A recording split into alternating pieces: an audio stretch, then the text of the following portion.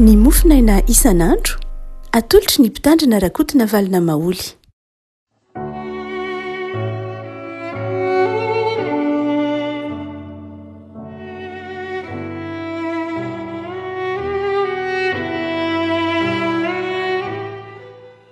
Ampifaliana no iaramanantsika ary afaka malala trarity sabotsy fa 17 ny volana janoary ity. Ny mofinaina izay voalahatra antsika dia ny filazan'ny tsaramaso araka ny Matio toko 12, Matio toko 12 ny andininy 12 ka hatramin'ny andininy 17. Matio toko 12 andininy 12 ka hatramin'ny andininy 17 vakiantsika amin'ny anaran'i Jesosy. Dia nentina tany amin'i Jesosy ny lehilahy anankiray izay demoniaka sady jamba no mona, dia nosotraniny ka dia niteny sy nahita ilay mona. Dia talanjona ny vahoaka rehetra ka nanao hoe moa ity va ilay zanak'i Davida? Fa noho ny renin'ny fariseo izany dia hoy izy, tsy misy hamoahany ilay tiany demonia fa tsy Belzebuba alohan'ny demonia. Ary Jesosy nahalala ny eritreriny ny tenanao taminy hoe ho foana ny fanjakana rehetra izay miady an-trano, ary tsy aharitra ny tanana rehetra na ny trano izay miady an-trano. Ary raha Satana no mamoaka ny Satana dia miady an-trano izy, ka ahoana no haretan'ny fanjakany? Raha Belzebuba no hamoahako ny demonia, iza kosa no mba hamoahanareo ny zanakareo azy? Anoho izany dia izy ihany no mpitsara anareo. Fa raha ny fanahin'Andriamanitra kosa no hamoahako ny demonia, dia efa tonga aminareo sahady ny fanjakan'Andriamanitra. Fa ataon'ny olona ahoana ny fiditra ao an-tranony mahery handroaka ny entany raha tsy afatony aloha ny mahery? Dia vao handropany ao an-tranony izy, izay tsy momba dia manoatra ary izay tsy miara-mamory amiko dia manahaka. Ray Masino, manamasinana ahy amin'ny fahamarinana ny teninao ny fahamarinana. Amen. Ny tapaka andininy 12 no ifampahelezantsika havako amin'ity mofinaina voalahatra ity, ka dia niteny sy nahita ilay mona. Ka dia niteny sy nahita ilay mona. Koa ny filazan'ny Matio azy hoe nentina teo amin'i Jesosy ny lehilahy demoniaka anankiray. Ny lehilahy demoniaka dia lehilahy fatoran'ny demonia, lehilahy hitoeran'ny fanahy ratsy, lehilahy hitoeran'ny fanahy maloto, izay no dikany hoe demoniaka. Ary dia io demoniaka io ilay dia jamba sady mona. Dia nosotranin'i Jesosy izy dia niteny sy nahita ilay mona. Mampieritreritra ny fandaharan'ny Matio ilay teny izay inontsika fa tsy hoky sendrasendra tsy akory. Hoy ny filazan'ny Matio azy manao hoe nisy lehilahy anankiray izay demoniaka sady jamba no mona. Jamba izy aloha dia mona izy. Ny filazan'ny Matio azy. Fa rehefa nosotranin'i Jesosy izy dia niteny izy dia nahita. Izany hoe rehefa mbola demoniaka izy dia jamba sy mona. Fa rehefa nosotranin'i Jesosy izy dia niteny sy nahita. Asa raha vao marika eo ilay fandaharan'ny Matio ilay teny. Jamba sy mona izy. Fa rehefa nosotranin'i Jesosy izy dia niteny izy. Zay vao lasa nahita. Raha ohatra ka alahatra tsara amin'ny lôjikatsika dia zao manao hoe raha ohatra ka tamin'izy demoniaka zany dia jamba sy mona. Ary rehefa nosotranin'i Jesosy izy dia tokony ilay nahita ny lasa lohan'ilay niteny hoe niteny. Izany hoe rehefa nosotranin'i Jesosy izy ny tokony ho izy raha ny fandaharana, satria raha ohatra ka alahatra ny lôjika tsara dia ny hoe raha mbola teo ilay asan'ny devoly dia jamba izy dia nahita. Fa rehefa nosotranin'i Jesosy izy dia lasa niteny ireny lasa loha, zay vao nahiratra. Fa tsy hoe lasa nahita izy aloha vao niteny. Mampieritreritra ny hoy ilay fandaharana ilay fampitsombadian'ilay teny nanaovan'ny Matio azy. Tsy kisendrasendra akory izany hoe jamba sy mona demoniaka. Rehefa nosotranin'i Jesosy dia tsy hoe nahiratra sy niteny, fa zao niteny aloha vao nahiratra. Dia afako zava-dehibe izany. Fanasitranana nataon'i Jesosy. nahoana no rehefa ny asa le demoniaka, rehefa ny asa ny demonia tao anatin'ny olombelona tao anatin'lay lehilahy de nijamba ny lasa aloha vao moana izy, jamba izy aloha no madio vao moana izy. Zany hoe ny mpitehiny devoly voalohany indrindra de mason'ny olona. Raha mitenitsika maso eto dia tsy ilay maso tsy tia maso ahitana ity ihany fa ny fahafantaran-javatra, ny zavatra simban'ny devoly voalohany indrindra de ny fijeritsika, ny fijeritsika no simbany voalohany indrindra, ary rehefa simba fijery io de simba ho azy ny zavatra tenenitsika. Tsy ny teny zany aloha, tsy ny vava no simban'ny devoly voalohany fa ny maso, satria rehefa simba ny maso de zao simba ho azy lazay ny vava. Rehefa ratsy ny fijerin'ny maso, ratsy ho azy ny laoky ny vava. Zay mahatonga ny Matthieu eto ny teny manao hoe jamba aloha vao moana. Zany hoe lay jamba de zao tsy mahita izy, no simbana ny fijeriny, no sarahana tsy ahafanta, ho sarahina tamin'ny tontolo misy azy izy. Ny asan'ny devoly zany de zao, rehefa tafiditra ao anatin'ny olona izy, tsy hoe manimba ny fijerin'ny olona ihany ka mahatonga ny olona milaza zavatra diso rehefa aveo, tsy hoe manimba ny fijerin'ny olona ihany ka mahatonga ny olona milaza zavatra tsy marina rehefa aveo, fa zao mandrava ny fifandraisan'ny olona manodidina azy ka mahatonga ny teny laoky ny vavan'ny olona ho teny mandratra, ho teny manimba. Simba ho azy ny teny laoky ny vavan'ny olona, mandeha ho azy amin'ny olona rehefa aveo ny miteny zavatra tsy marina, miteny mandratra, miteny mamono, miteny foana mihitsy rehefa diso ny fijerin'ny olona. Zay mahafetsy an'i Satana eto, no ajambainy aloha zay vao nataony moana. Zany hoe nisimbana aloha ny fomba fijery tsika teo. Fa rehefa nanasitrana kosa ary Jesoa dia no Matthieu ny teny aloha vao nahita. Zany hoe ny vava indray no nisitran'ny Jesoa aloha vao nahita izy aloha. Tsy avy hatrany de ny maso indray nisitran'ny Jesoa aloha, fa ny teny aloha lay olona, zay izy vao nahita ho Jesoa. Fa hoy Matthieu, inona re no mahatonga zany? Izany hoe any Jesoa indray de zao ny teny aloha izy ozy Matthieu eto, zay vao nahita. Lay matao teny hoe ny teny amin'ny teny grika laleo de milaza hoe mamoaka feo mirindra na mamoaka feo azo henona. Zany hoe ny teny dia zavatra avoaka, zavatra avy ao anatiny avoaka, zavatra avy ao anatin'ny olona no antsoina hoe miteny, de zavatra avy aty anatintsika zany no avoakatsika. Amin'ny fanadihadiana nataon'ireo mpandinika ny fiainan'ny olona dia manokatra vava eo amin'ny anelanelan'ny 700 ka hatramin'ny 1,000 isan'andro ao isika.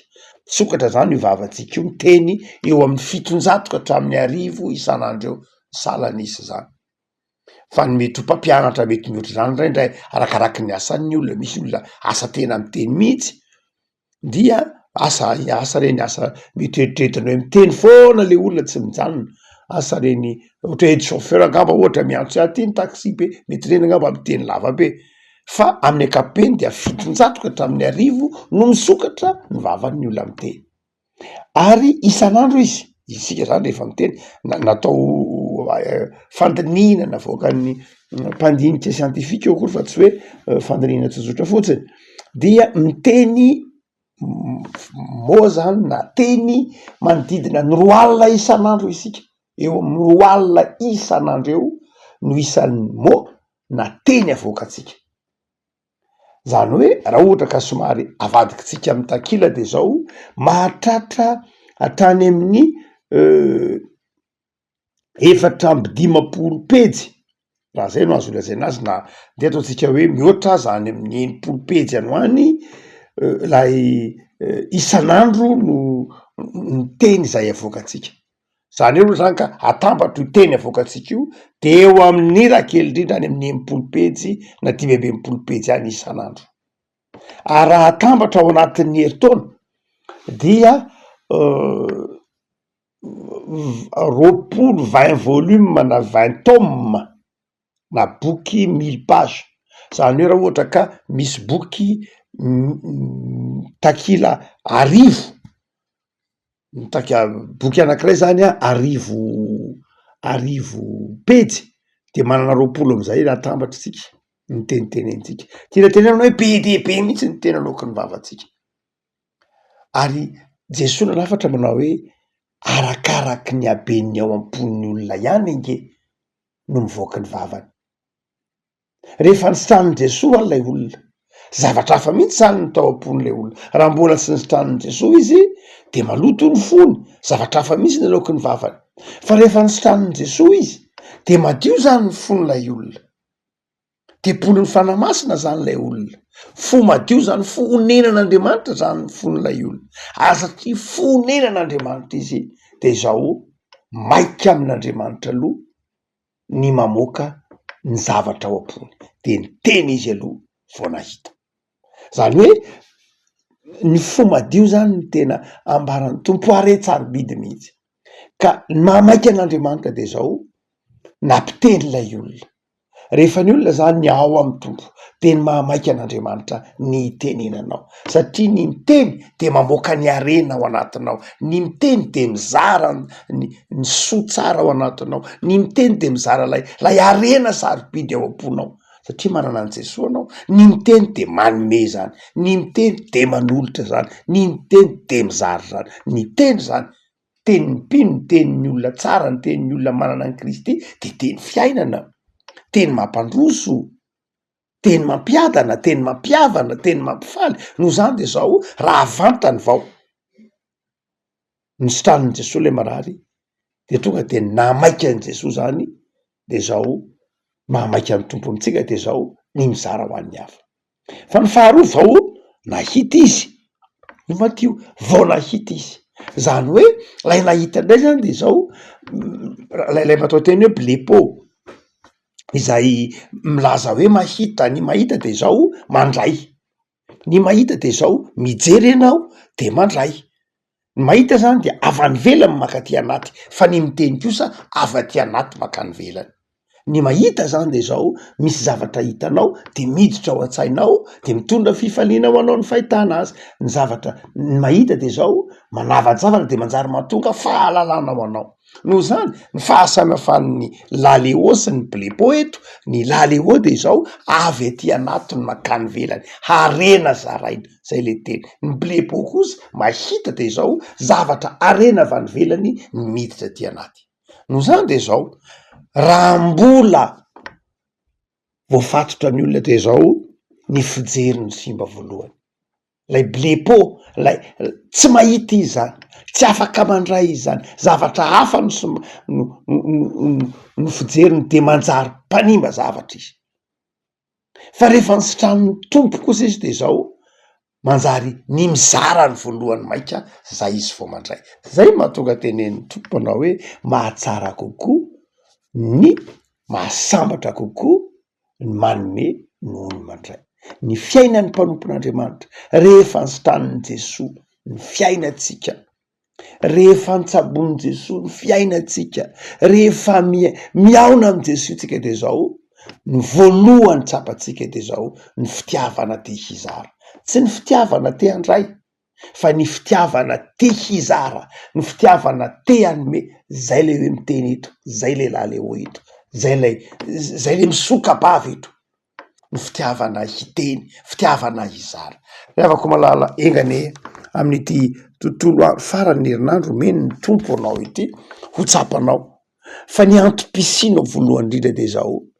ny antony nanasitrana ny tompo anao voalohany indrindra de zao ny hizara ny anome aloha zay vao mandray nin'izao tontolo zao tsy zany nin'izao tontolo zao de zao manomboka amin'ny hoe an'ny tena aloha manangona manao zay vao mizara fa neny Jesosy de zao noho izy mizara aloha ianao zay vao mandray ka inona mo nidretika hoe ka inona mo zany tompo no zaraikeo raha tsy efa nandray tsia ny fanasitranana efa nandray ianao satria eo ambany fahasoavan'ny tompo zay mahatonga ny hoe zava-dehibe amitsika ny finoana aloha zay vao mahazo zavatra. Tahaka ny hoe ny mahazo zavatra tiana tenena de comprendre. Zany hoe mahatsiaro ny tenylay théologiana anankiray antsoiny hoe Anselme de Canterbury, izay nanao hoe credo ut intelligam. Ny teny hoe credo ut intelligam de ny hoe mino aho mba hahazo zavatra, mba hataka-javatra, mino aho mba ho fantatro ny heviny. Zany hoe ny finoko ny mahatonga ahy mahatakatra ilay zavatra. Ny mamaika ahy zany tsy ny fahatakarana fa ny mamaika ahy ny finoana. Ny finoana aloha rehefa mino aho, zay vo azoko ny zavatra tian'Andriamanitra lazaina. Ny finoko fa Jesoa mpamonjy, ny finoko fa Jesoa mpamela heloka, ny finoko fa za mba amin'ny fahasoavana, de mahatonga hahafantatra ny sitrapon'Andriamanitra. Ny finoko ny mahatonga mahafantatra ny sitrapon'Andriamanitra. Raha vo ampifamadihetsika zay dia tsy mety hoy Saint Augustin de miteny izy manao hoe mino anao mba azo, fa mila mahazo zavatra koa anao de mino. No zany dia raha manazava ilay matoateny teneniny antsika lay fifandraisany le teny hoe ny teny aloha de zay vao nahiratra de milaza manao hoe ny finoana aloha, ny finoana aloha, satria ny miteny de mifamatotra amin'ny finoana. Zava-dehibe zany eto le hoe Jesoa nanasitrana lay demoniaka de zao afaka ny teny izy, zay vao nahirana de midika fa zao nino izy aloha, nositraniny Jesoa izy mba hino, ary nino ka de nanambara, nino ka de nilaza, nino ka de niteny. Afaka malala aoko tsapanao fa zava-dehibe arany finoana. Aza miandro feno vao manao zavatra, fa atomboy amin'ny finoana ny zavatra zay sain'Andriamanitra ataonao. Aza miandry ho feno eny am-pelantanana vo hanolotra fa izao mino fefa nahazo ianao de mizara de manomisa. Tahaka an'lay namlafiny tototsika hoe mitamaso a tsarotsika tsara lay zazalahy kely nitondra mofo 5 sy asan-drandro ny filazan'ny synoptika azy, dia nalaina teny aminy ro mofo 5 sy asan-drandro, nalaina teny aminy ary netona teo am' Jesoa. Izy ihany no nitondra de nalaina teny aminy hoe eto ty iny eto ty moa zany hoe taty hoe tsika eto am' Jesoa, dia alaivo sara an-tsaina hoe nalaina teny aminy, nanomeny aza ho an'olona 5,000 fa mitombo le izy. Zany hoe ny zavatra rehefa zarainao de mitombo, ny zavatra rehefa entinao amin'ny tombo de mitombo. Tsy mihena mihitsy ny zavatra entina eo am' Jesoa. Fahadisoan'ny olona miteny hoe zay rehefa mameo an'Andriamanitra de mihena ny aty aminay, tena fahadisoana mihitsy zany. Ny zavatra rehefa hoentinao amin'Andriamanitra de mitombo. Finoantsika zany, ary zany lazain'ny Baiboly. Ny zavatra hoentinao amin'Andriamanitra, na zavatra hanomezanao an'Andriamanitra, na zavatra zarainao amin'ny mpiarabelona aminao, tsy mihena akory fa mitombo. Zay mahatonga andray maka lay tenin'Andriamanitra atao bokim-boriteny manao hoe atsipazo eny amin'ny rano, mofonao de miverina aminao ihany iny. Tsy very zany ny zavatra zarainao, ny zavatra zarainao amin'ny hafa, ny asa soa ataonao, ny zavatra entinao amin'Andriamanitra tsy fatiantoka mihitsy fa fitombona ary. Ary zay ny tiany Matteo takatritsika manao hoe io Jesoa rehefa manasitrana, io Jesoa rehefa miaraka amintsika de zao, rehefa ao am-potsika de zao mitaona antsika hanome aloha, mitaona antsika hizara aloha, hizara amin'ny finoana. Zany rehefa koa malala am'izao farany herinandro zao de angany toetra-ponao ny finoana, ny finoana sy ny fitiavana mizara, fitiavana manome. Fa arakaraky ny izaranao, arakaraky ny anomezanao no anomezan'ny tompo anao sy andraisanao. Fa nahita aloha, fa niteny aloha lay jamba, zay vao nahita izy. Rehefa nisitraniny Jesoa izy de zao niteny izy de nahita. Mivavaka sika. Tompo am'sodranao zay noho ny amin'ny soratra masina izay manazava aminay fa izao tontolo zao de mahajamba anay.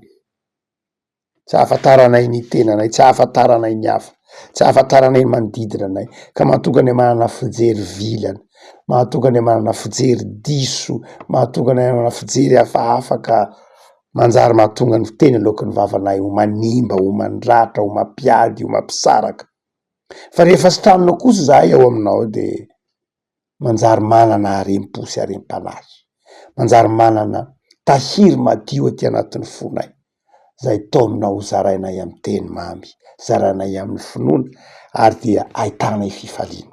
Tompo, saoranao zahay efa nomenao soa tamin'ity herinandro ty, nitantaninao sy vilinao ka tratrao faran'ny herinandro zao, de mitahianay Jesoa, miatrehanay ny herinandro vaovao sahady.